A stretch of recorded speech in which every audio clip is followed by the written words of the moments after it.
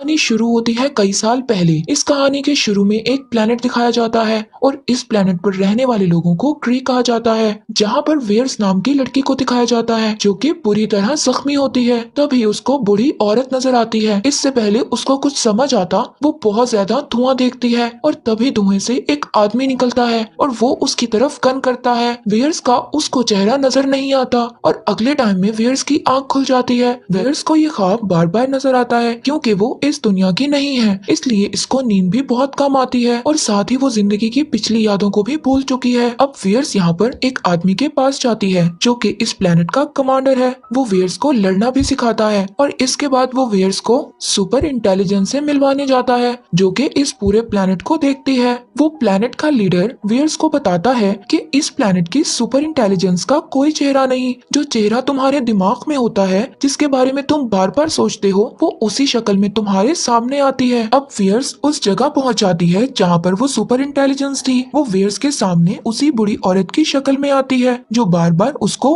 ख्वाब में नजर आती है। वो वेयर्स को बताती है कि हमारे लोग और हमारा प्लेनेट खतरे में है। एलियन स्क्रल्स जो कि एक एक करके मुख्तलिफ प्लेनेट पर कब्जा करते हैं, जो किसी भी शक्ल में आ सकते हैं, वो हमारे प्लेनेट पर कब्जा कर सकते हैं और हमारे प्लेनेट को खत्म कर सकते हैं। हमें उन एलियन स्क्रल्स को खत्म करना होगा। इसके बाद वेयर्स ग्रीक की आर्मी के साथ और उनके कमांडर के साथ उस प्लेनेट पर निकल पड़ती है जहाँ पर स्क्रल्स थे। प्लेनेट का लीडर वेयर्स को बताता है कि एक जासूस जो कि पिछले 3 साल से एलियन स्क्रल्स के कब्जे में है, उनके बीच में है और हमें किसी भी कीमत पर उसको उनसे बचाकर लाना होगा। ये सब के सब उस प्लेनेट पर पहुंच जाते हैं। वेयर्स उस जासूस तक पहुंच जाती है जिसे वो सब लोग यहाँ से लेने आए थे। वेयर्स उससे एक कोड पूछती है और वो उसको बता देता है। तभी वेयर्स को बताया जाता है कि स्क्रल्स ने उनकी आर्मी पर हमला कर दिया है और जैसे ही वो जासूस समझ रही थी और जिसे वो जासूस समझ रही थी, वो दरअसल स्क्रल्स का लीडर था जिसने अपना रूप बदला हुआ था।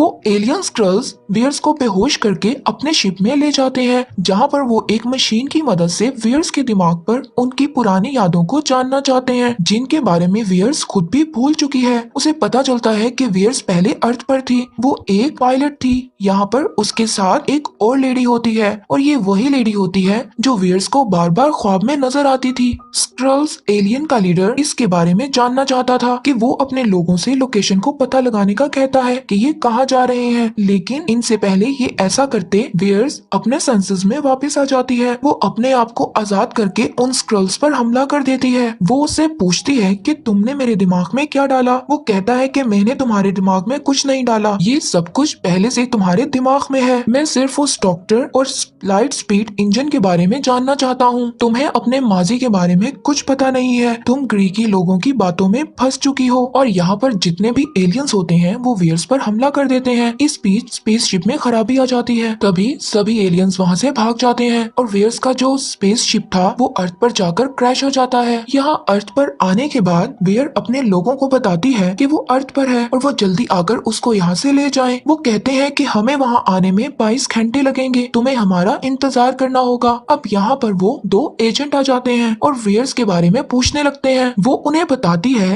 कि वो क्री से है और वो स्क्रल्स को खत्म करना चाहती है। हालांकि उन दोनों एजेंट्स को उसकी बातों को समझ नहीं आती और तभी वेयर्स को एक स्क्रल नजर आता है। वो उसका पीछा करने लगती है जो कि अपना चेहरा बदलकर ट्रेन में बैठ जाता है, लेकिन वेयर्स उसको पहचान लेती है। उन दोनों के बीच में बहुत लड़ाई होती है और तभी स्क्रल एलियन के पास से एक मेमोरी डिवाइस गिरती है। ये वही मेमोरी डिवाइस होती है जिसमें वेयर्स की यादें थी और वो स्क्रल यहाँ से भाग जाता है। अब वहीं पर वो 2 एजेंट्स को दिखाया जाता है जो कि अपनी कार से ट्रेन का पीछा कर रहे थे, पर तभी उसको एक कॉल आती है और ये कॉल होती है उसके साथी यानी दूसरे एजेंट की। इसका मतलब जो इसके साथ कार में था वो उसका साथी नहीं था बल्कि एक स्क्रल था जो कि अपना चेहरा बदलकर उसके साथ बैठा था। तभी वो एजेंट जानबूझकर अपनी गाड़ी का एक्सीडेंट कर लेता है जिसमें वो स्क्रल मारा जाता है और उस एजेंट की आंख पर चोट भी लग जाती है।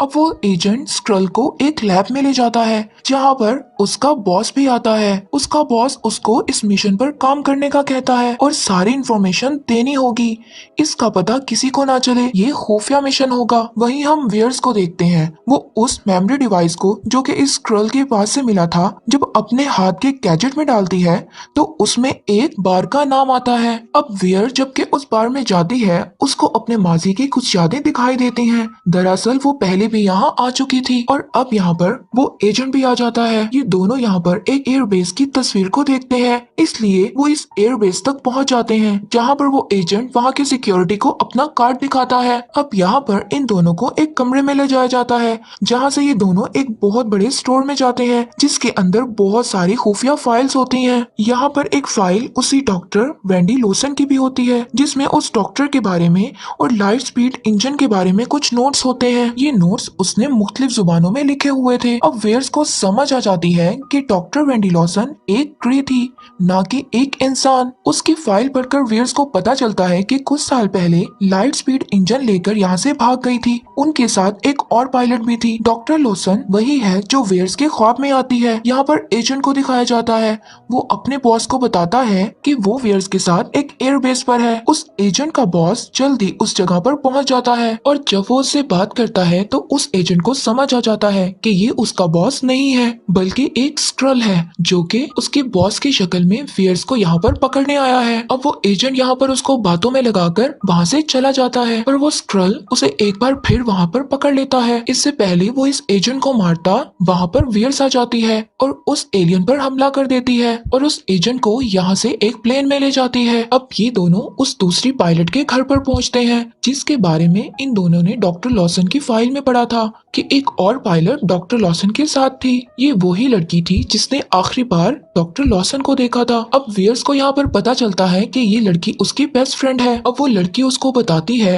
कि डॉक्टर लॉसन का आज से 6 साल पहले जिस फाइटर प्लेन से क्रैश हुआ था, उस प्लेन को कोई और नहीं बल्कि तुम उड़ा रही थी और हम सब ने मान लिया था कि उसमें तुम भी मारी जा चुकी हो, पर तुम अब भी जिंदा हो। लेकिन वेयर्स को इसके बारे में कुछ भी पता नहीं और उसको इसके बारे में कुछ भी याद नहीं आ रहा होता और ना ही उसे इस लड़की के बारे में पता होता है जो कि उसे अपनी बेस्ट फ्रेंड बता रही थी। अब यहाँ पर हम देखते हैं कि स्क्रल्स का लीडर आ जाता है और अब वो उसको कहता है कि मैं तुमसे यहाँ पर लड़ना नहीं चाहता, मैंने पिछली बार तुम्हें कैद किया था, मैं तुम्हारे बारे में कुछ भी नहीं जानता था, पर मैं तुमसे अब बात करना चाहता हूँ और मैं तुम्हें उस शाम की रिकॉर्डिंग सुनवाना चाहता हूँ जिस शाम तुम डॉक्टर लॉसन के साथ उस फाइटर प्लेन में थी। इसके बाद वो स्क्रल उसको रिकॉर्डिंग सुनवाता है, जिसमें डॉक्टर लॉसन वेयर्स को एक लोकेशन बताती है और कहती है कि हमें इस लोकेशन पर जाना है, यहाँ पर मेरी लैब है। और अब सब कुछ वेयर्स को याद आ जाता है और अब उसे याद आता है कि उस रात वो डॉक्टर लॉसन के साथ लाइट स्पीड इंजन लेकर उनके लैब जा रही थी और यहाँ पर तभी उन पर कोई हमला कर देता है, जिससे उनका फाइटर प्लेन क्रैश हो जाता है, जिसमें डॉक्टर लॉसन बुरी तरह जख्मी हो जाती है और वो वेयर्स को बताती है कि ये सब हम इसलिए कर रहे हैं ताकि जंग को हमेशा के लिए खत्म कर सके। मैं अर्थ से नहीं हूँ बल्कि एक प्लेनेट से हूँ, मेरा असली नाम मार्वल है, अब तुम्हें सब कुछ खत्म करना होगा। ये जो लाइट स्पीड इंजन हमारे साथ है, ये एक पावर सोर्स है, ये किसी के भी हाथ नहीं लगना चाहिए। इससे पहले वो इसे डिस्ट्रॉय करती, उन्हें कोई वहाँ पर गोली मार देता है, जिससे वो डॉक्टर मार्वल मर जाती है। अब ये वही सीन था जो वेयर्स को बार बार ख्वाब में नजर आता है, जिसमें एक आदमी उसकी तरफ गन करता है, मगर वो कभी भी उस आदमी की शक्ल को नहीं देख पाती, पर अब उसे उसकी शक्ल नजर आने लग जाती है और ये तो वही ग्री प्लेनेट का लीडर था जिसे वेयर्स अपना दोस्त समझ रही थी। वो वेयर्स से एनर्जी सोर्स के बारे में पूछता है, पर वेयर्स जानती थी कि ये एनर्जी सोर्स किसी के भी हाथ नहीं लगना चाहिए। यहाँ पर वेयर्स उस एनर्जी सोर्स पर फायर करती है, जिससे उस एनर्जी सोर्स से बहुत बड़ा धमाका होता है और उसकी सारी पावर्स वेयर्स के अंदर चली जाती है।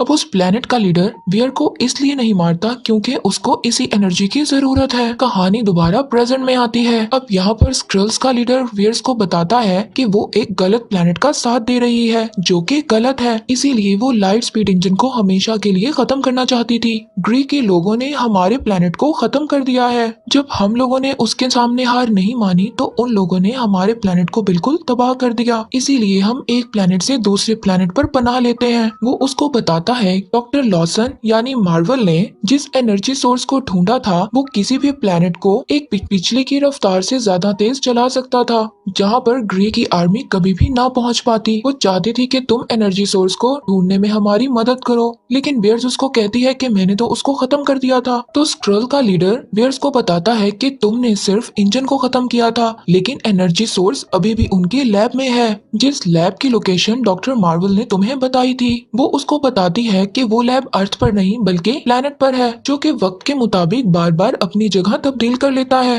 अब जो इनके पास प्लेन होता है, वो स्क्रल का लीडर उस प्लेन में कुछ तब्दीलियां कर कर उसे प्लेनेट पर ले जाने के काबिल बना देता है। अब ये सब के सब अर्थ से प्लेनेट की तरफ चले जाते हैं और बहुत जल्द ये सब लोग लैब तक पहुंच जाते हैं। अब जब सब लोग ये लैब में जाते हैं तो वहाँ पर ये एनर्जी सोर्स को देखते हैं, जो कि वहाँ पर मौजूद था। अब सवाल ये उठता है कि डॉक्टर लॉसन के पास ये एनर्जी सोर्स कैसे आया, जबकि हमने अमेरिका द फर्स्ट एवेंजर में देखा था। और अब हम यहाँ पर उन 3 लोगों को देखते हैं जिन्होंने शील्ड को बनाया था। और जब शील्ड और नासा ने मिलकर एक नया प्रोग्राम बनाया था, जिस प्रोजेक्ट का नाम था पेगासस, उस प्रोग्राम में वो एनर्जीज को यूज करके मुख्तलिफ स्पीड इंजन को बनाना चाहते थे। और जहाँ पर डॉक्टर लॉसन भी उनके साथ एक साइंटिस्ट थी, वो वहाँ पर एक साइंटिस्ट के तौर पर काम कर रही थी। वहीं पर वहाँ से उनको ये एनर्जी सोर्स मिला था। और अब हमें यहाँ पर दिखाया जाता है उस स्क्रल को, जो कि डॉक्टर लॉसन की लैब में एक अजीब सी आवाज निकालता है। और कुछ ही देर बाद उसकी फैमिली, जो कि पिछले 6 सालों से यहाँ पर रह रही थी, वो सब लोग उसके सामने आ जाते हैं।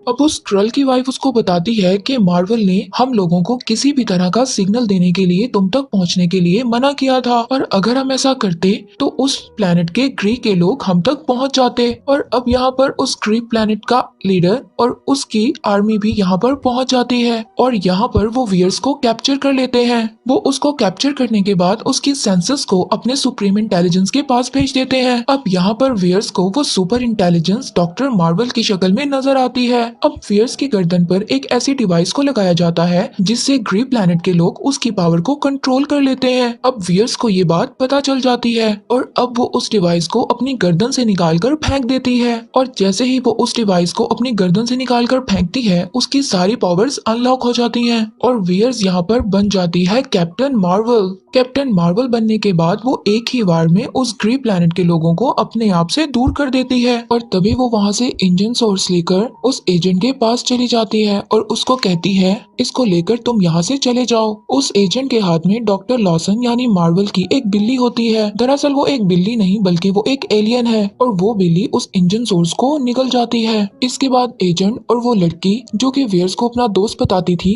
सभी स्क्रल्स को लेकर वहाँ से निकल जाते हैं और उस लैब को वहाँ पर तबाह कर देते हैं और एक ब्लास्ट कर देते हैं। अब उस प्लैनेट ग्री का लीडर भी उस एनर्जी सोर्स को हासिल करना चाहता था, और वो उसको हासिल करने के लिए अपने फ्लाइंग ऑब्जेक्ट से उनका पीछा करता है। अब कैप्टन मार्वल उसके फ्लाइंग जेट को पकड़ लेती है, लेकिन वो ग्री का लीडर उसको वहाँ से गिरा देता है। इससे पहले वो अर्थ पर जाती वो अपने दिमाग को पूरी तरह से पुरसुकून कर लेती है, जिससे वियर्स यानी कैप्टन मार्वल अपनी उड़ने की पावर को जानती है। इसके बाद वो उस लीडर के प्लेन को क्रैश कर देती है उसी तरफ हमें। और फिर हमें अर्थ के दूसरी साइड पर 2 लोगों को दिखाया जाता है जो कि ग्री प्लैनेट से हैं। जब वो अपने लोगों को हारता हुआ देखते हैं तो वो अर्थ की तरफ बहुत बड़े बड़े मिसाइल्स फेंकता है, लेकिन इन मिसाइल्स को कैप्टन मार्वल्स एक ही झटके में खत्म कर देती है। और अब वो लोग जब उनकी पावर को देखते हैं तो कहते हैं कि अब हमें वापस चले जाना चाहिए, लेकिन हम वापस बदला लेने जरूर आएंगे। इसके बाद कैप्टन मार्वल दोबारा अर्थ पर आती है, जहाँ पर वही